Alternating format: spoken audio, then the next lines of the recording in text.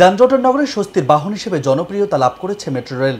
দ্রুতগতির এই যান চলাচল শুরুর পর থেকে শুক্রবার বন্ধ থাকলেও বিশেষ বিবেচনায় ছুটির দিনেও চলাচলের উদ্যোগ নেয় Dhaka mass transit company limited কর্তৃপক্ষ।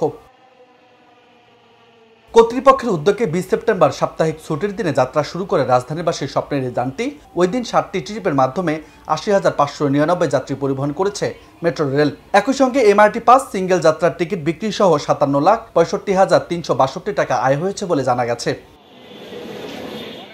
সাপ্তাহিক ছুটির দিন শুক্রবার ৮০,০০০ মানুষ মেট্রো রেল যাতায়াতকে প্রত্যাশা অনুযায়ী ভালোই বলছেন কর্তৃপক্ষ। যাত্রীর সংখ্যা ধীরে ধীরে বাড়বে বলেও মনে করছেন ডিএমটিসিএল। মেট্রো রেল কর্তৃপক্ষ দেওয়া তথ্য মতে এখন থেকে সপ্তাহে 7 দিন চলবে রাজধানীর জনপ্রিয় পরিবহন মেট্রো রেল। তবে শুক্রবার ছুটির দিন হয় মেট্রো রেল চলবে বেলা ৩টা ৩০ মিনিট থেকে রাত ৯টা ৪০ মিনিট পর্যন্ত।